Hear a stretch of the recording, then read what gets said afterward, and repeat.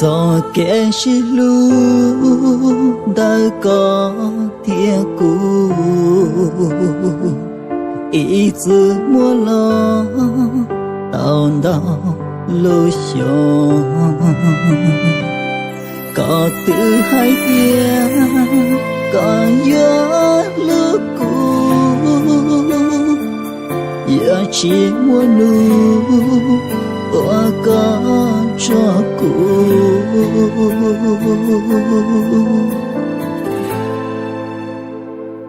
qua cha nu nó có họ đã cũ tôi kia chỉ cho cũ tua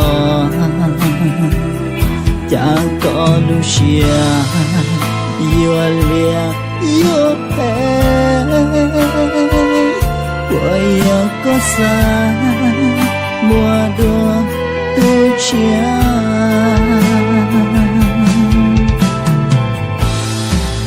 tia chỉ có thô chia sẻ hai tia có những lưu tao trong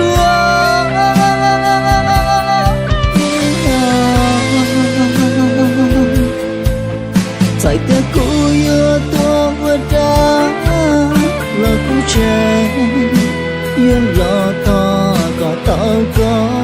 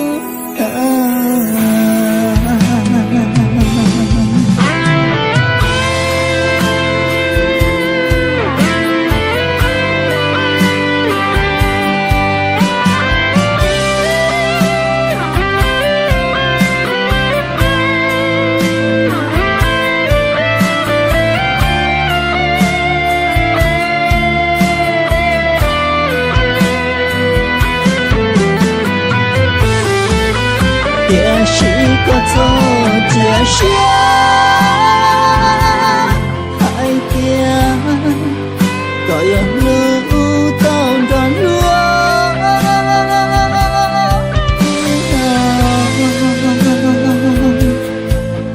tại tia cũ yêu tôi vừa ra là cũ trẻ yên lo to có tao có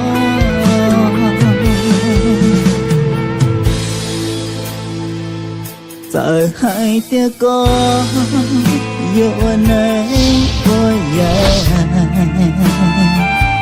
lọ hai cú kê là cú yên chín chàng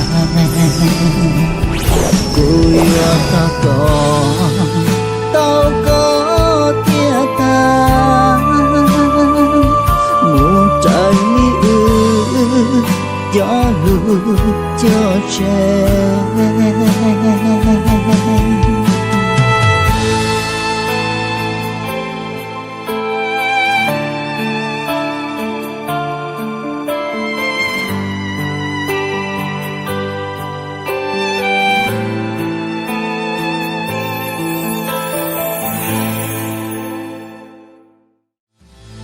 tia chỉ có thô chia sẻ hai tia có những lưu tao trong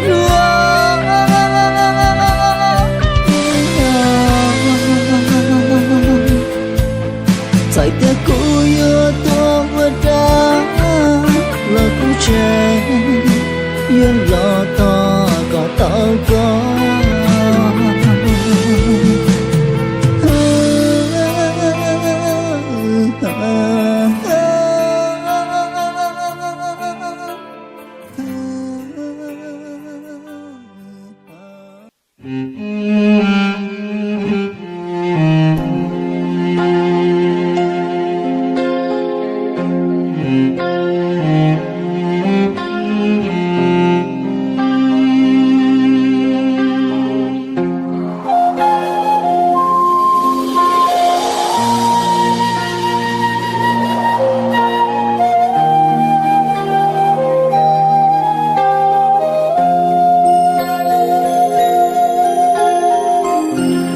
kinh không trâu ra đánh ý sâu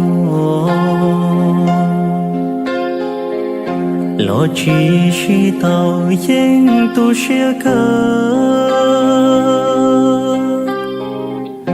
yo lu yon chờ có nó li cha lo mong chỉ sống chế oa ý xia ý xì luôn trâu ý xì luôn cao cho cỏ tàu tê lu to mua lo giờ tu nu nó nữ chỉ yo cu lon yon trong tia cu lu cam ho yon yon yo có mình có mong tu linh sai mong tu bỏ nhỉ yon yon yo có cu tu có luôn có cha thiên yo có loa li nó yo có một tàu lu ninh sông nó thọ có chỉ cho yo cho cu lơ yo có một tàu ninh đó của mua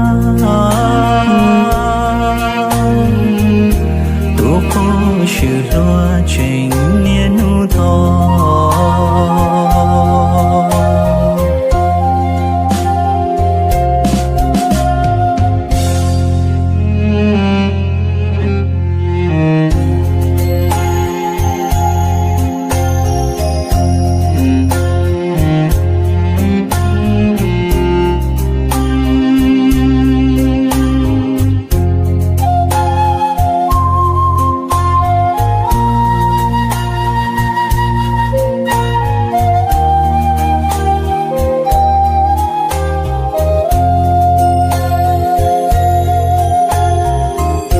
yon yon yo có mình có mong tu linh sai mong tu bỏ nhỉ yon yon yo có cu tu có luôn có cha thiên yo có loa li nó yo có một tàu lu ninh sông nó thọ có chỉ cho yo cho cu lơ yo có một tàu ninh đó của mua tu có sự lo chuyện niên u to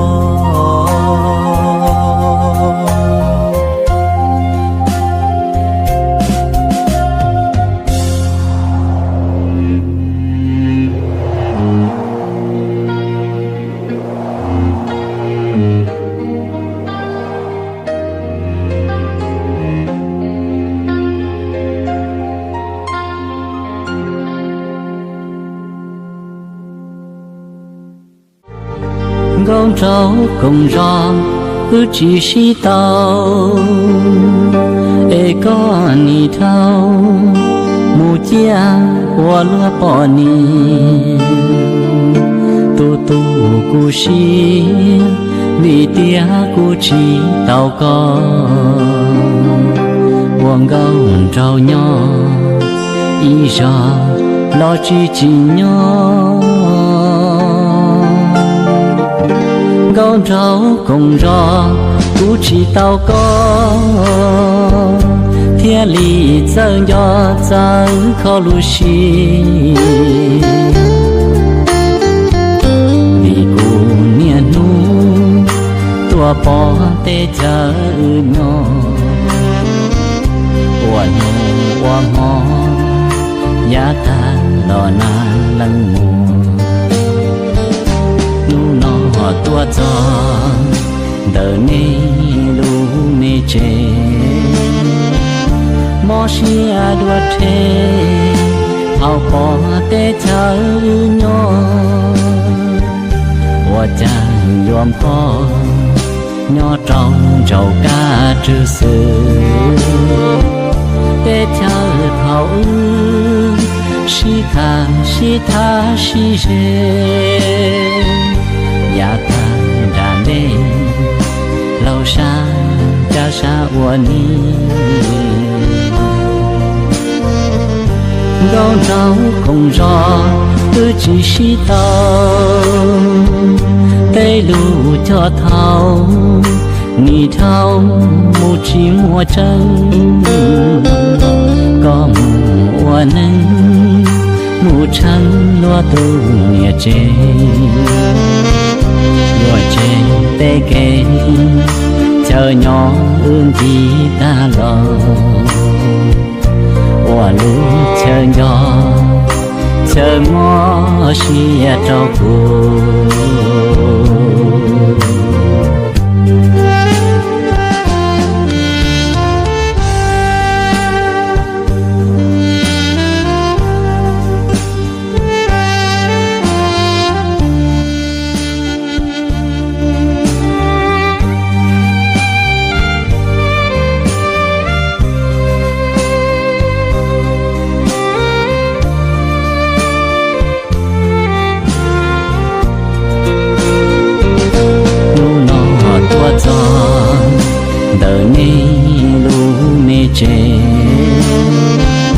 mò xia đua chê hao bỏ tê chờ nhỏ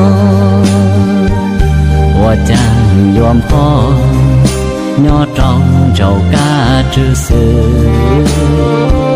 tê chờ thảo si tha si dê ya ta đàn đê lâu xa cha xa ua ni gao rau không rõ cứ chỉ si tao tê lù cho thao ni thao mu chỉ mua chân có mùa nắng mù trắng loa tu nhẹ chê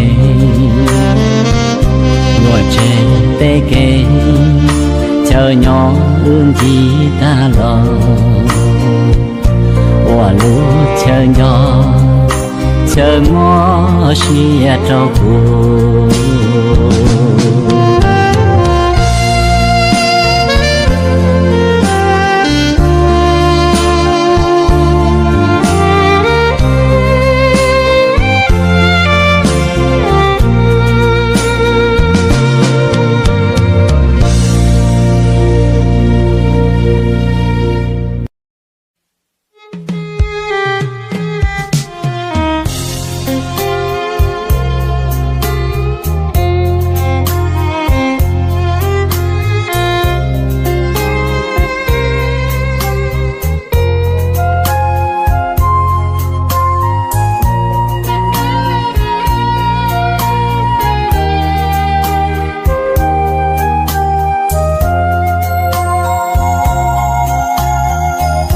nụ nó nửa gió muốn đã chỉ theo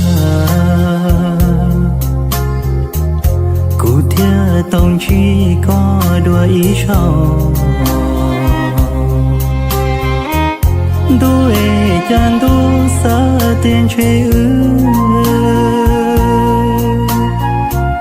dúa chỉ muốn nụ cho xin chỉ lời con trâu ý xin dời mua lần thế và tiền chơi có gió một trên này mùa ninh nhua nhỏ cả xe lo cha nu nó bỏ hoa hoa chỉ gió qua qua gió tu sẽ mò yên ly so kia có lũ cùng mùa hoa ý sẽ mò vì có cho cô lũ lũ có lo đủ chỉ tao tệ nụ nó có bùa bao thầu có mù cứ mong bầu cha lũ sẽ qua thì nụ nó có mà bao chế tư ly vô cha thì tao lũ sĩ hờ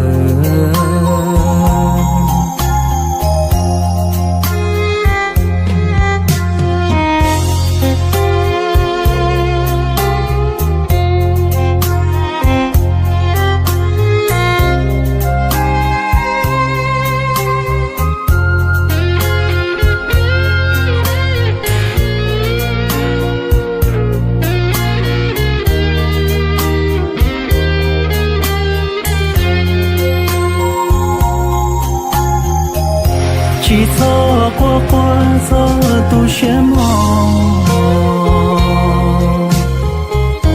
yên ly so kia có lũ cùng mùa hoa ý sẽ mò vì có cho cô lũ lũ có lo đủ chỉ tao tệ nụ nó có bùa bao thầu có mù cứ mong bầu cha lũ sẽ qua thì nụ nó có mà bao chế tư ly vô cha thì tao lũ sĩ hờ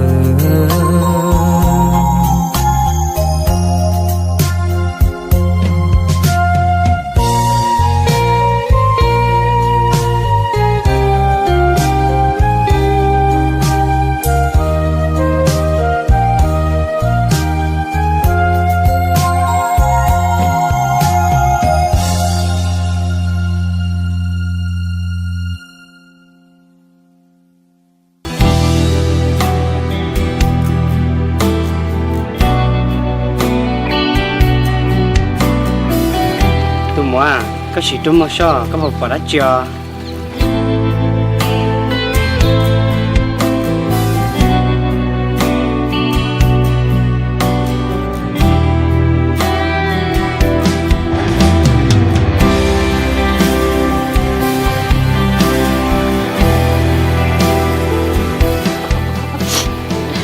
đi lâu lúc không mua bỏ kê lấy tiêu我个上到哦，个都坚持有去买呀，来去有了报道，古人用种哦。chưa lấy cha tụi mua về nàng nhỏ chị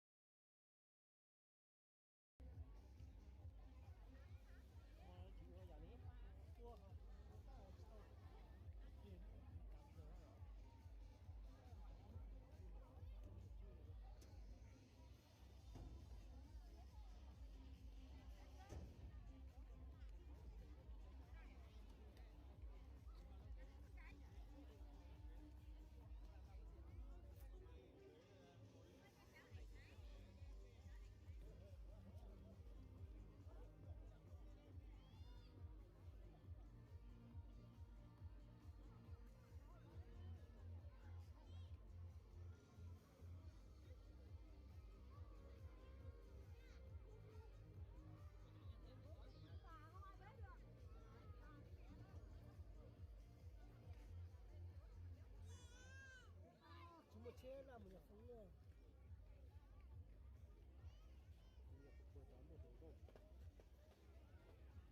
Không có tàu tua, không có gì tàu tua hả? Không có gì tàu tua, không có mà tôi thổi lì lì, tôi học chơi không được, tôi tài chỉ một bơ không, nó không có gì tôi sai à. Một lần nữa chúng tôi xin đề nghị với các em thiếu niên ở khu vực phía trước sân khấu có rất nhiều chỗ để các em ngồi. Các em đã đến thì các em hãy ổn định chỗ ngồi, không được đi lại xung quanh khu vực phía hồ, phía sân khấu.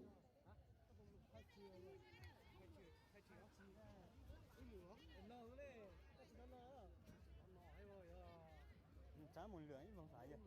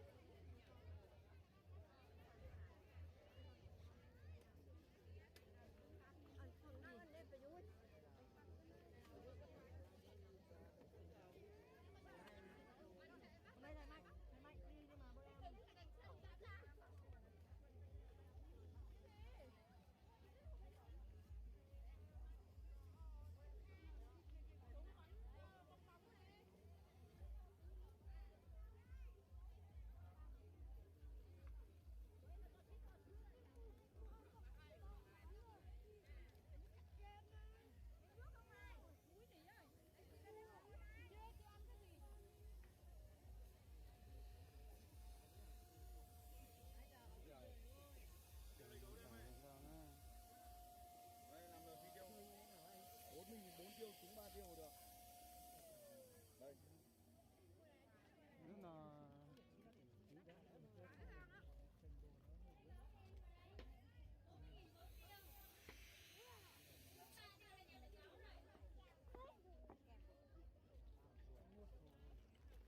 cái dù cho nó mà quá, dù cho mình đây. Đây là búp bê chiều tới chiều tới này. Nó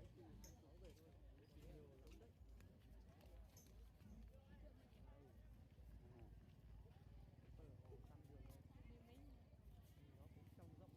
nhưng mà tiếc cái chỗ là người ta chưa bật bóng đèn, đấy là cái cộng vào rất là đẹp luôn, nhưng mà nó không bật bóng đèn nên là nó không đều xinh xắn lắm. Còn đây thì chả được hai món đặc sản.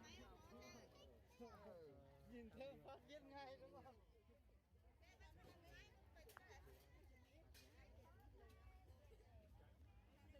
Chủ động là ra đấy xem đây còn gì nữa.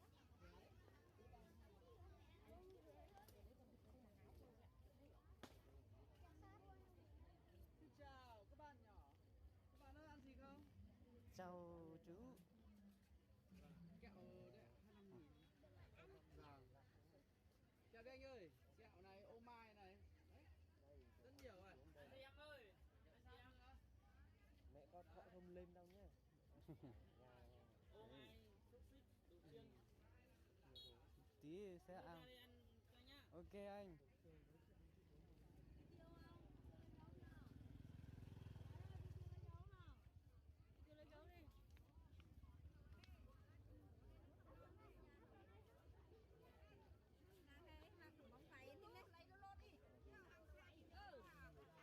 Sang tô. Mình trông kia. Trông. Trứng thắng đấy.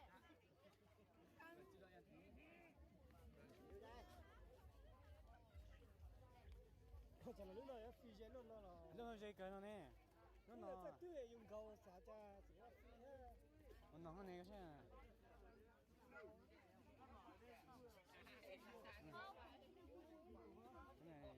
gần nhất.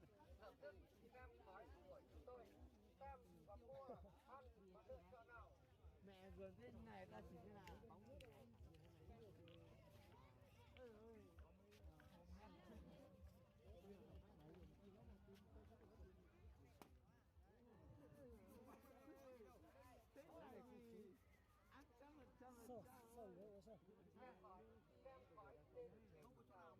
Đây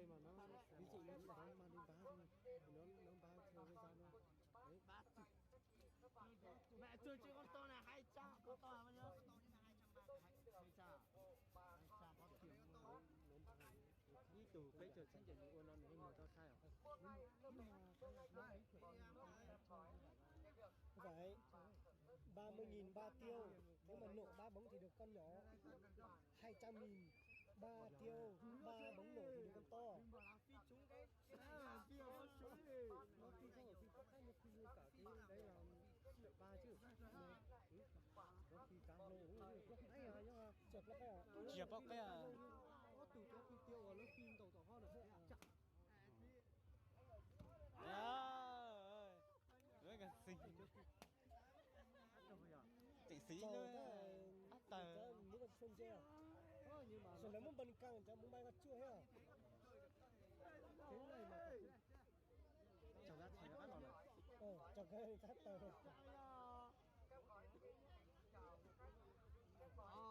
Được cái anh dê là nữa.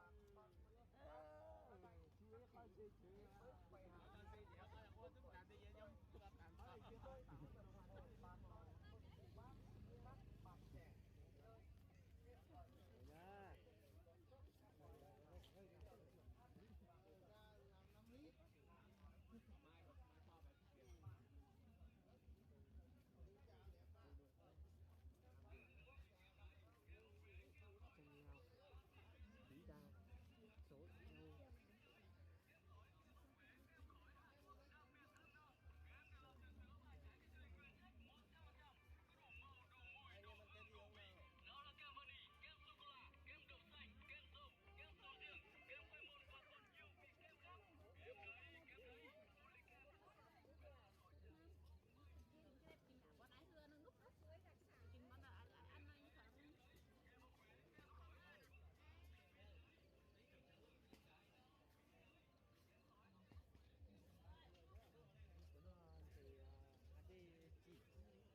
Nó chưa?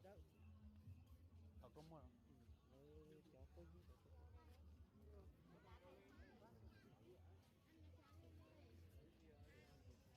Cái này bài nó rất là sáng sủa, rất là sáng.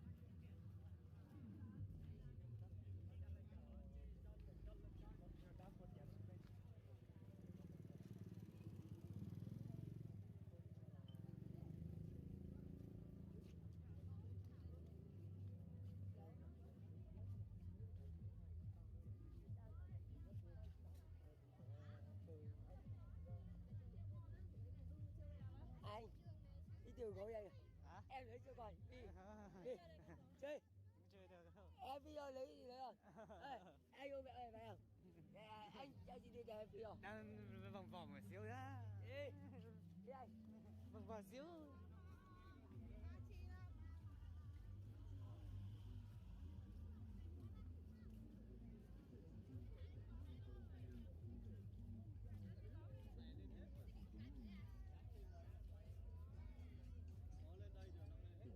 Biểu chức trước công an, dàn dàn một phần. Biểu chức trước Hàn Quốc Đô, biểu chức trước Hàn Quốc Đô, biểu dàn cô cao, biểu trái tay, biểu thạch sao cao, Tôi ngủ không nè. Tôi ngủ không nè. Các tôi ngủ không đây nè.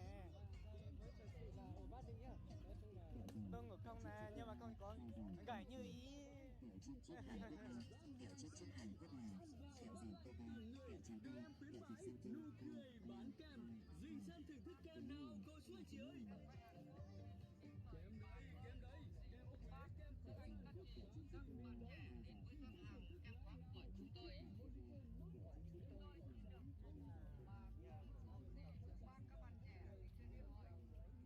chúng tôi đã đứng thứ hai nổ thì sẽ có ai đã đứng là thứ một. Vâng, tập chúng tôi xin thông báo một lần nữa.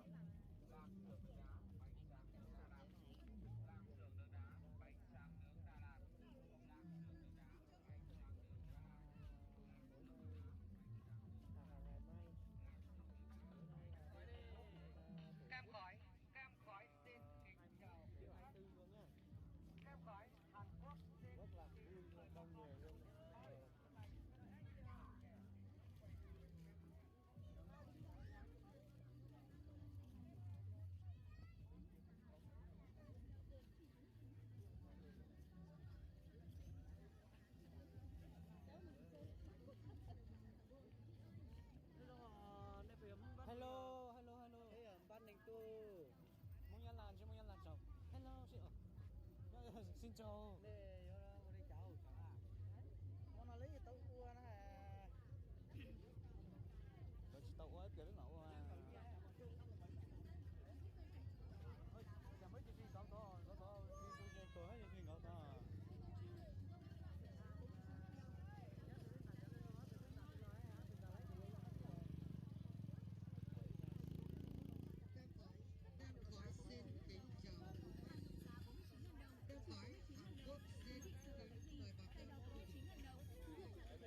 Câu hỏi Hàn Quốc xin kính mời bà con. Cây đó chỉ có 49.000 đồng mà thôi.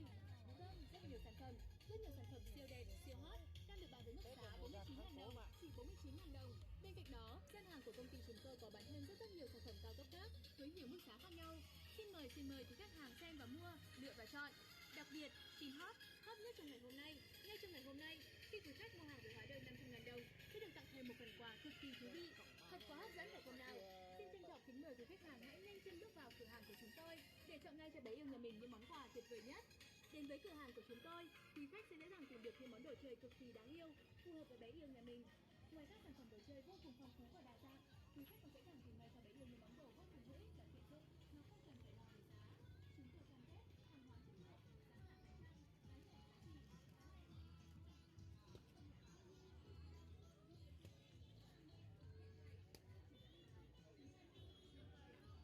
Đây là bên thắng cố. Nha. Rồi.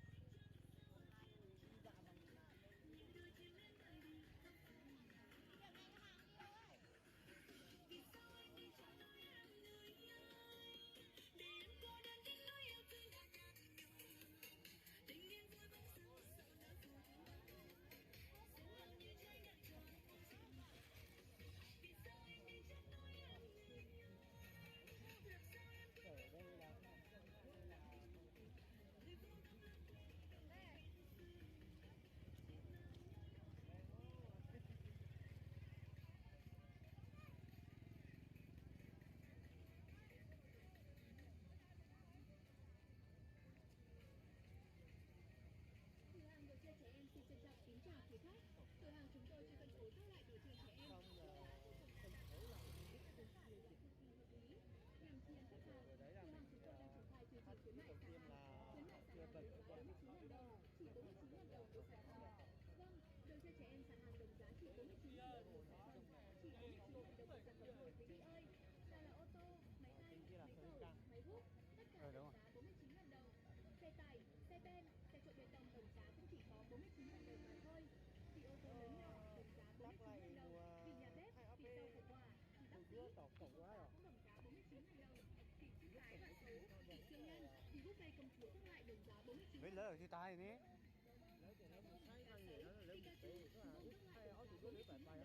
Cá mập, cá heo, Doraemon, lợn, thỏ, mèo, hải thú và rất nhiều món đồ con nhỏ khác nữa. Tất cả đồng giá 49.000 đồng. Vâng, hàng đồng giá 49.000 đồng, chỉ 49.000 đồng. Quý vị cần cái gì? Đây là 49.000 đồng. trả rồi mà. Trả. Mình thì chỉ tàu báu trò thăm đường để mua vàng nghỉ kia lấy tổ chức mua cái loại rễ